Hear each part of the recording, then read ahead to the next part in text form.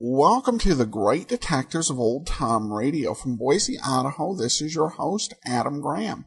If you have a comment, email it to me, box13@greatdetectives.net. Give us a call. The number is 208-991-4783, and become one of our friends on Facebook, facebook.com/Radio Detectives. Well, we begin the second day of our listener support campaign. I do want to let you know you can go to support.greatdetectives.net to support the show, and you can send a donation by PayPal. If you email me at box13@greatdetectives.net, we can also do donations by mail. And if you are a Bank of America or Wells Fargo customer, you can send a donation to us using the send and receive service and the email box13@greatdetectives.net. And that saves us a little bit on the processing charges that PayPal does on donations we process through them. As usual, all donations of $7 or more receive access to our premium site. Donations of $20 or more will also receive a free electronic copy of All I Needed to Know I Learned from Columbo, and a choice of one other gift. I want to mention a couple of new items I've added at the $100 level. The first is The History of Harry Nile, Set 1. Set 1 contains 23 episodes of Harry Nile. Harry Nile began productions in the 1970s, but the stories are set in the 1940s and 50s, and written expertly by Jim French, who uses his knowledge of the era to create authentic stories. You get 23 great episodes, including the premiere episode, West for My Health, and that is available for all donations of $100 or more, and there's other options, and I'll talk about those on other days, but let's go ahead and take a listen to today's episode of Leonidas Witherall, the State Fair murder case.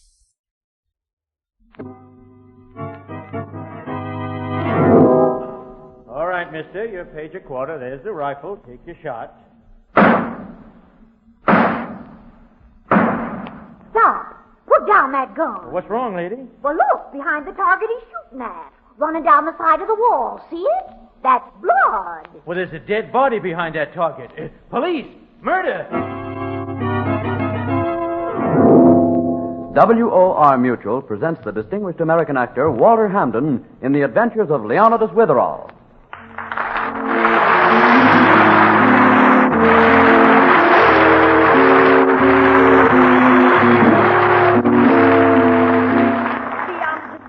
Always getting mixed up in murder. You wouldn't think so. He looks just like Shakespeare. It's his beard, and he's the head of an important school for boys in New England. He also writes the thriller stories on the side, the Lieutenant Hazeltine stories. But Leonidas is engaged in much more vital business now, isn't he, Mr. Hamden? Yes, business that takes precedence over all of Leonidas's regular activities. The neighborhood housekeeper in Dalton, Witherall's close friend, Mrs. Mullet, has entered a contest to determine who makes the finest preserves in the state. The contest is a feature of the annual state fair, and Witherall has borrowed a horse and buggy in which he's now heading for the fair. Get up there, girl. Mrs. Mullet, you should have no difficulty at all in winning this contest. As something of an epicure, I can say your preserves are perfect. Well, I'm going to have mighty hard competition, though, Mr. Witherall. That Mrs. Axelbent's not easy to please. Mrs. Axelbent? Mm-hmm. She's going to be the judge. Going to taste all the entries. Very uppity she is. Might not like my preserves at all. Prefers axle grease, perhaps. Well, don't you know Mrs. Axelbent? Yes, met her once. Her face is familiar, but her name is impossible. She's a divorcee, you know. Oh? She was married to that farmer in Berry County, Mr. Axelband. Now she's going to marry the wealthiest farmer in the county, a Mr. Fribbits. Axelbent, Fribbits. For a moment, I thought she was making a change for a better name. Wrong again. Come on there, gal. Get up. Go on. She divorced him about 2 years ago. They say he never got over it either. Still very jealous. And he used to be very pleasant. Now he's gloomy all the time. Rufus, I haven't time to talk to you now. Come and see me some other day. You're always too busy to talk to me. Oh, don't be tiresome, dear. Now, I really must go. I'm due at the state fair. I'm to be a judge. Well, I'm going to prepare myself, entering a prize bull. Before you get out of here, I have something to say. Mullet, Mary Fribbits, I won't let you. Rufus, we've been legally divorced. And it's so painful to go over all of our differences again. I've told you before, you're the most insanely jealous man on earth. That's why I divorced you. That's why you're behaving now like a hopeless fool. You made me jealous, playing up to every fellow we met. Oh, you imagined all that. Why upset yourself? You don't love Fribbits any more than you love me. He's the wealthiest farmer in the state. That's what you're after. Now, that's very unfair. You've no idea of how I feel about him. I know how you feel about everything. It either pays off for you or it doesn't. Now, get this. If I can't have you, no other man will.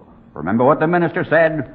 Whom God hath joined together, You're being very final about something that's none of your business. Before you marry that man, I'd rather see you dead first. I will see you dead first. Mrs. Axelbent never did strike me as a very pleasant person, Mrs. Mullet. Possibly because she was always so deliberately pleasant. She has such an even disposition, irritating all the time. Oh, you turn to the left here. Uh-huh. Where you going there, you old plug? Get up there now. Go on. Well, this Mr. Fribbits, the man she's going to marry, he has the best-looking son. Randy's his name. They say Randy's not very happy about that woman marrying his father. He's always been kind of a hot-tempered lad anyway. Doesn't relish having her as a stepmother. You want me out of the way, don't you, Mrs. Axelbent? Why, no, Randy. Why do you say that? Because I always tell the truth. You're not marrying my father because you love him. You want to own this farm. And you've always expected to inherit the farm yourself. Is that it? I've worked on this farm since I was old enough to stand up. That gives me a good claim, doesn't it? Randy, why don't you take, what's that girl's name? Connie? Connie Maplegrove? Yes. Why don't you marry Connie and get away from the farm? Earn a living in your own way, under your own steam. Why do you feel content to just sit back and wait till your father dies? Go away, huh? I'm wise to this dirty game you're playing, but I've one sure way to cut it short. What in the world are you talking about? You keep trying to marry my father and take the farm away from me, you'll see what I'm talking about. The ceremony will have to be postponed, because nobody can marry a dead bride. There's the fair right up ahead of us, Mr. Witherall. So it is. I want to wish you luck, Mrs. Mullet. I'll be very surprised if you don't win. We can tie up over there. Looks like a parking place. All right. Oh, girl. I'll just tie her up here. You know, only see hitching posts at the fair these days.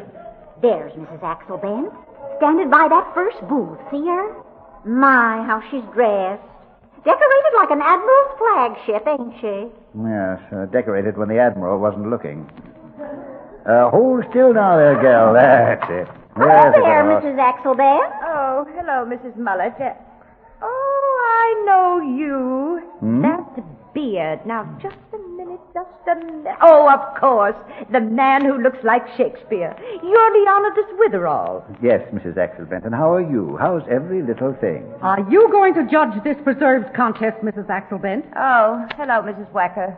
Well, Mrs. Wacker, you know Mr. Witherall, don't you? Mrs. Wacker does most of the folks' laundry back in Dalton. Well, how do you do? Answer my question. Are you going to judge the preserves contest, Mrs. Axelbent? Yes, I'm to be the judge. Well, I'm taking back my jar if you're to be the judge. My dear woman, I hardly think a scene at this time. I don't care who hears me. I'll take my jar back, thank you. I couldn't win if you're the judge. You're set against me. Now, after all... Everyone knows about you and me. They know you're trying to take my boy away from me. Well, merely suggested to the ladies' council that I hardly think a laundry is a fit place to raise a baby. My baby's very healthy and very happy. Well, perhaps we could discuss this some other time, eh? We'll talk about it now. What's the matter? What's the matter? The women having a fight? Oh, just ironing out a baby. Where do they think they are? Now, you're making a scene, and this is in very bad taste. You wouldn't talk to me in that house of yours, and so we'll talk now. Come on, Mrs. Oh, you let go of me. You leave me alone. You wouldn't dare to take away my baby, you sniveling, nosy body, you cheap hypocrite. Your son hasn't a proper home. For what it's supposed to be, my son has the finest home in town. But it's for the boy's own good. You couldn't take my son away from me in a million years. You've nothing in your own life to satisfy you, and so you make up for it by meddling with everyone else's. This promises to be the most jelly-shaking contest in history. You meddle with my life, and you'll pay for it. You take my baby from my house, and I'll kill you.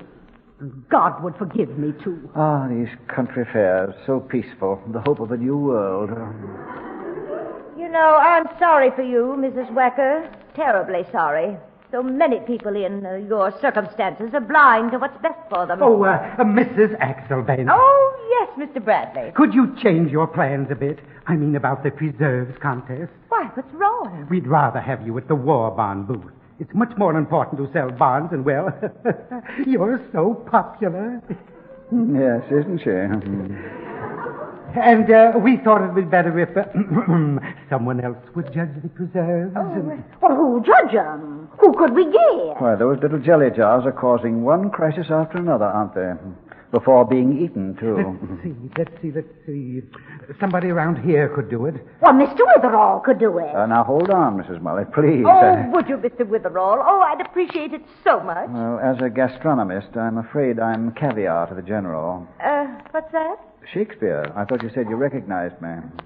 Oh, go on, Mr. Witherall. I'd like him to do it. He looks like a very honest man. Oh, thank you, Mrs. Wecker. To be honest, as this world goes, is to be one man picked out of 10,000. Hey, what's wrong here? Oh, just a discussion, Rufus.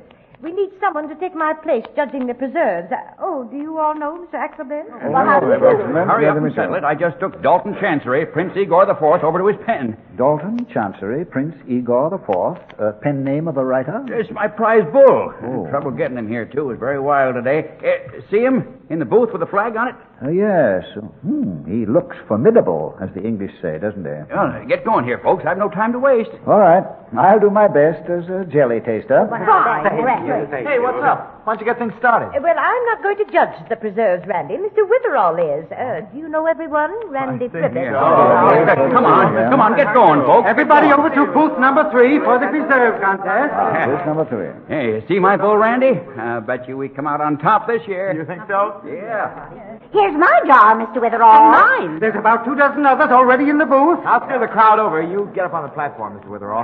See you later, Shakespeare, and thank you for taking my place. See you later. By the way, here's our entry, Mr. Witherall.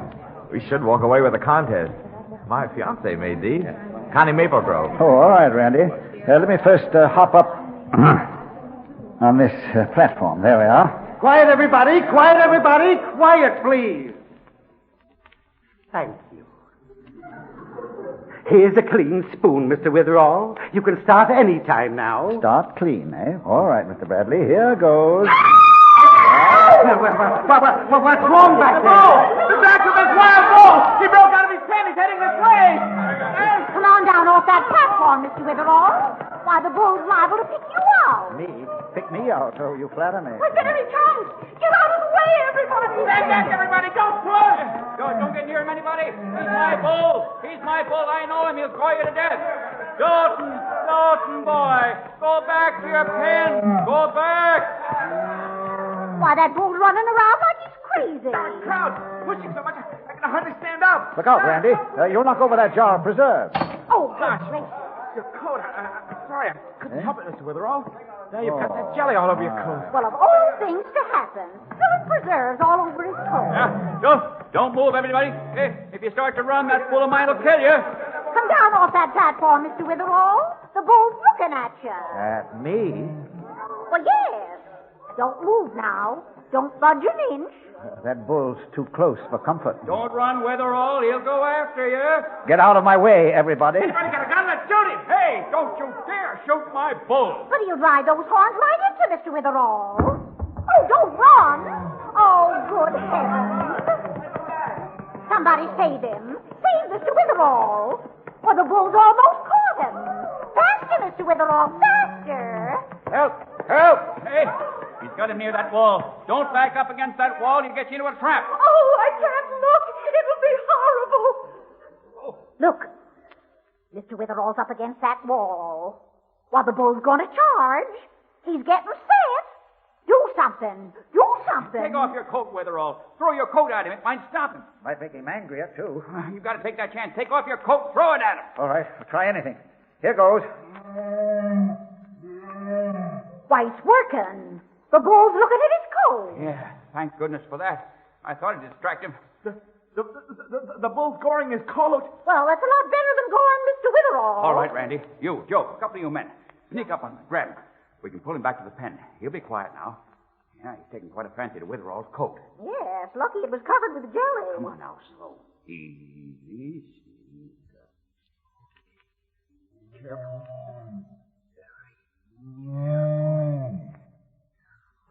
Okay, I got him. Now, hold on now. We got him. Right. Easy now. Easy, Dalton boy. Calm down now. Easy.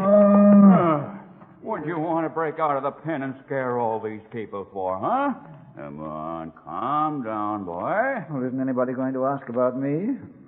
You all right, Mr. Witherall? I'll be all right as soon as I get my heart out of my mouth. Well, that was just about the most terrible thing I've ever seen happen to you, Mr. Witherall.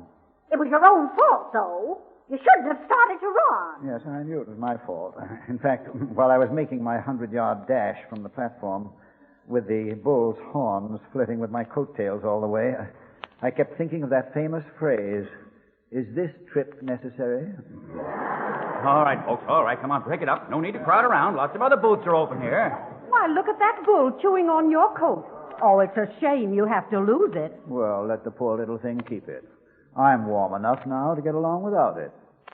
And anyway, those preserves... He seems to like those preserves a lot. Look at the way he's licking them off the coat. Quite a judge, isn't he? Well, he's usurped my place. Why not give him the spoon, too? What's the matter, Dalton boy? You tired from chasing Mr. Witherall? Yes, poor Dalton boy. Yes, hope I didn't frighten him. Say, this bull of mine looks sick to me. He looks sick?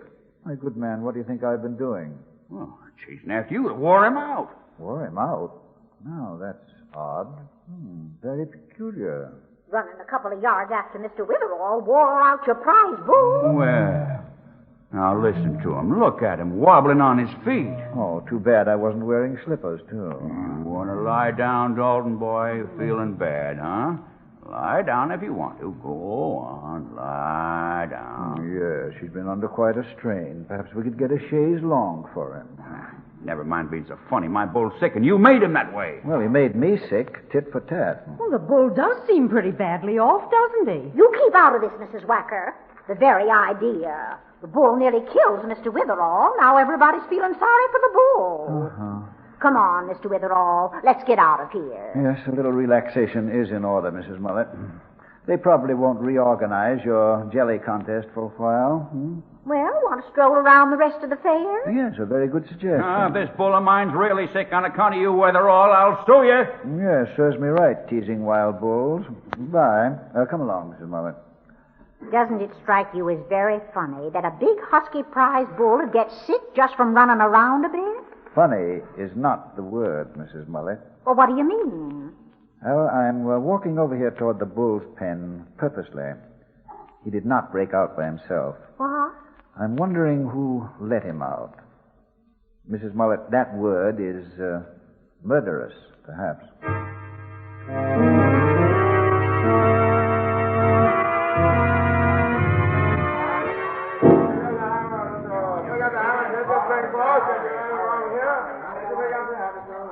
Look, Mrs. Mullet, there's a shooting gallery. Well, you're not such a good shot, are you? Oh, I'm not, eh? I was captain of the Meredith rifle team.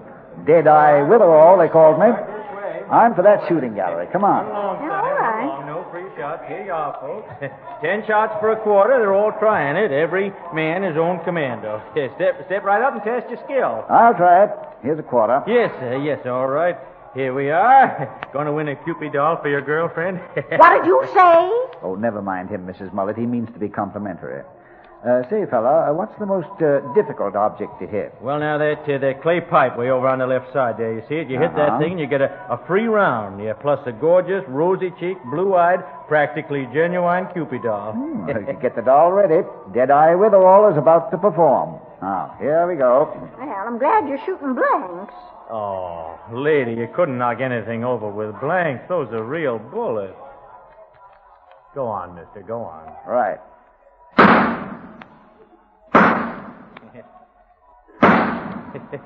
Did you say dead eye, mister? I'm merely warming up. Still warming up.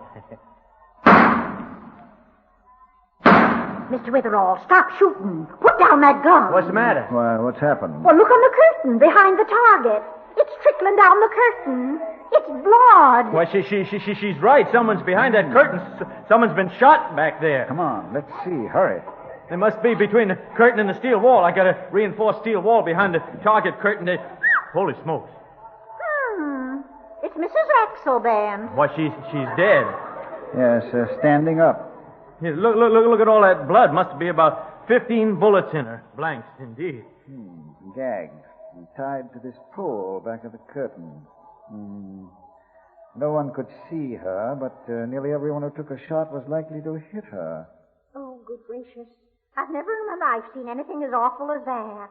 Oh, that pool of blood. Say, you were the last guy to shoot, mister. I think the cops will want to talk to you, you murderer. Me? Oh, just can't stand looking at it. Take me away. Take me away. Take her away. Help. Police. Murder. Murder. Take it easy, little man, or you'll wake the dead.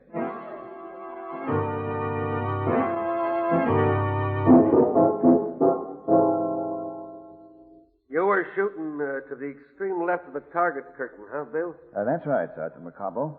None of the bullets from my rifle could have hit Mrs. Axelband. Yeah. Murderer sure was a brute.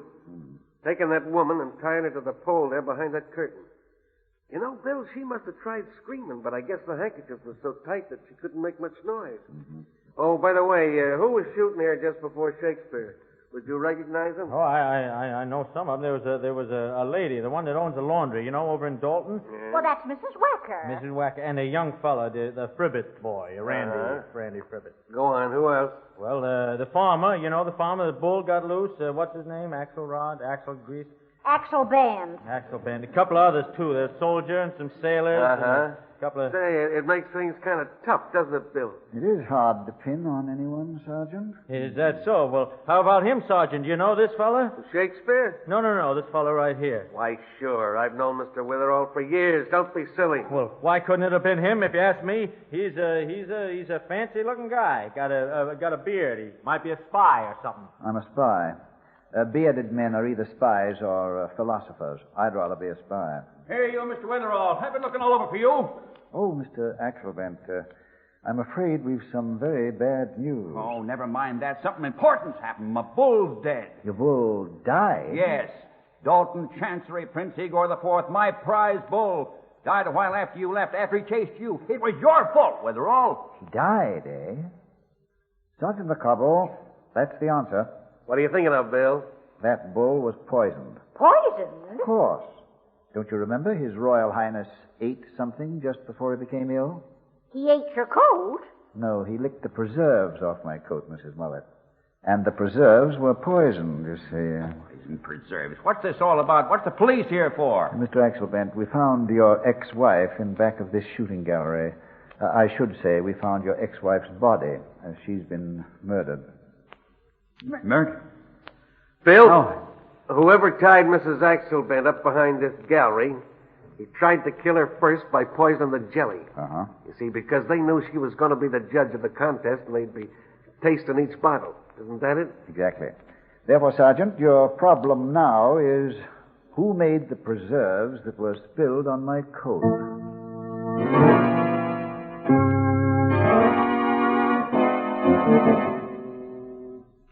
Here's the girl who made that jar of poisoned preserves, Bill.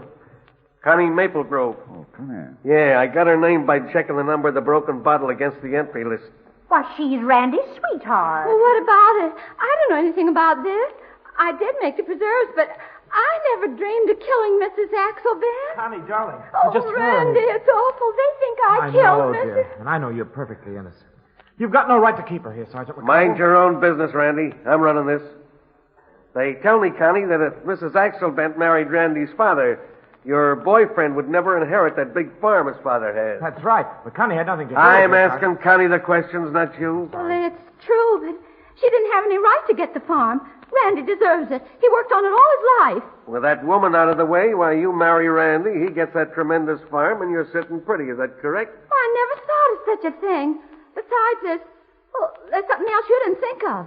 What's on your mind, Connie? Well, it's very simple. Yes, I know, but what's on it? Why do you accuse me? Anyone could have poisoned the preserves somehow. It might have been that laundress, Mrs. Wacker. It might have been Mr. Axelbent. He's very jealous. Strangely enough, Connie, we've already realized there are quite a number of prospects, and suspects, too. But you're here for a specific reason. Besides, the jar of preserves was sealed with paraffin, wasn't it? How could anyone else get poison into that bottle? You're the only person in the world who could have done it, Connie. And you're going to sit there until you tell us the truth. Yes, we've got the goods on you, all right. Please, Mrs. Mullet, leave this to me.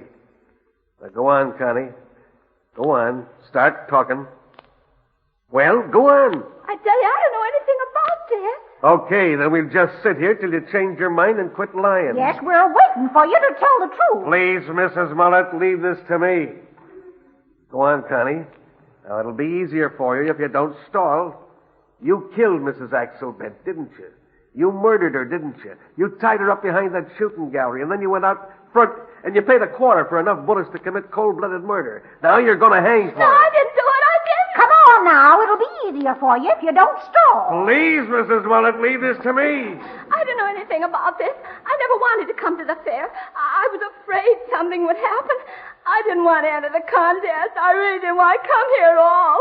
That's why I sent Randy ahead with my jar. I wanted to stay home. Just a minute. Didn't you come here with Randy? No, I came much later. I only been here about 10 minutes. Like I said, I didn't want to come at all. You weren't here when the contest started, when the bull broke loose? What bull? Ah. Sergeant, our problem is not who made the preserves. The murderer is the person who let that prize bull out of his pen. Let the prize bull out? Certainly. The killer planned to dispose of Mrs. Axelbent by means of the preserves. Originally, that's obvious. But at the last minute, there was an unexpected change of judges. I took over the role. The killer wasn't after me, thank heaven. So she, or he, had to get rid of that bottle of poison jelly before I tasted it. So whoever it was let the bull out of the pen as an excuse to start a panic, so as the bottle could be broken. That's it. The murderer is the person who deliberately broke that bottle of preserves and spilled it on me. Why, that was... Grab him, Sergeant. No, all right, you stay right where you are. Don't stay here, Randy. Randy, you killed Mrs. Axelbent. Fiendish way to kill, Randy. Fiendish. Tie up your victim, and then deliberately buy the bullets. 10 shots for a quarter. 10 bloody, fatal shots. Ow! Either you stand still or this blackjack of mine's going to make you... Take those handcuffs, Bill.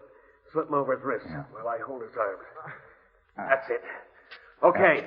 I swore she'd never marry my father and take that farm away from me. Well, she didn't. She didn't get it. No, neither of you will get the farm. That's even-handed justice, so my poet phrased it. There's just one thing, Bill, about getting the poison into the jar, I mean. It was sealed with paraffin. Oh, that's easy, Sergeant. An ordinary hypodermic syringe and needle would do the trick. Inject the poison through the paraffin without disturbing it. How about that, Randy? Did you throw the hypodermic away, or is it still in your pocket? Well, it's in my pocket. The left-hand pocket. I'll get it. I'll search it. Mr. Witherall, he hit the sergeant on the head with a handcuff. There he goes. Stop him. Stop him. My gun. Take it. Stop him. Don't shoot. You'll kill him. Randy! You got him, Mr. Witherall. Looks like you hit him in the leg. And with just one shot, too. Of course, just one shot, Mrs. Mullet. Remember, Deadeye is my middle name.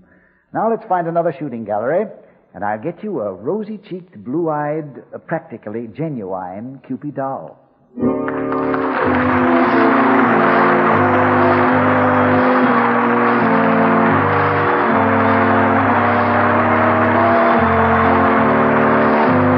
WOR Mutual has presented the distinguished American actor Walter Hamden in The Adventures of Leonidas Witherall. Mrs. Mullet is played by Ethel Ramey. The character of Leonidas Witherall is from the mystery novels by Alice Tilton. The radio script is by Howard Merrill, and the program is directed by Roger Bauer. Mr. Hamden has an important announcement to make. Mr. Hamden. Well, Leonidas's friends won't be sharing a puzzle in homicide with him next week because our program is changing time. Witherall, Mrs. Mullet, and the worthy sergeant will be back on the air on Sunday, October 8th, that's 2 weeks from tonight, at 7 p.m. Eastern War Time. That's 2 hours earlier than usual. I hope you'll make a note to join us then, Sunday, October 8th at 7 p.m. And until then, good night.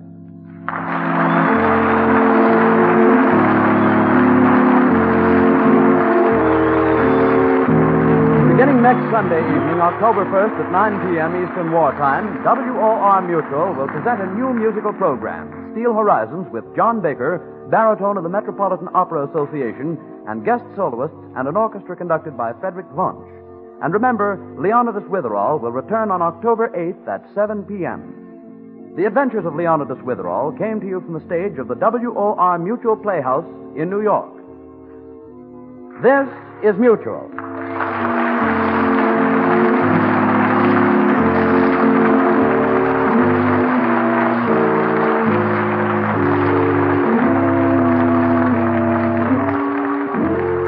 Welcome back. A nice little state fair you've got there. A little melodramatic, but they had some definite funny spots, and I definitely appreciate the whole World War II setting with the mention of war bonds. And there's so many World War II episodes missing of so many detective series. It's just interesting to be able to have these. This, of course, I think more in that style where you find somebody who everybody seemingly in the fair had a motive to kill, and then you ask who done it. Overall, again, a very interesting episode, and we'll be looking forward to next week's show with Leonidas Witherall. And be sure to join us tomorrow for Let George Do It. Over on Podcast Alley, Joan writes in, your collection of different shows in the great detectives of old-time radio surpasses everyone else's knowledge and gives us some insight. She says, I've always liked Barry Craig, yours truly, Johnny Doll, Let George Do It, and Leonidas Witherall. Keep up the good work. Joan from Southern Ontario, Canada. Well, thanks so much, Joan. I appreciate all your support and your comments. We will see you all tomorrow. And by the way, next week we'll be announcing some of the new shows that'll be coming in the 2013 season that gets underway last week of October, so you won't want to miss that, and we will have some new shows coming to Tuesday you'll want to hear about. But in the meantime, from Boise, Idaho, this is your host, Adam Graham, signing off.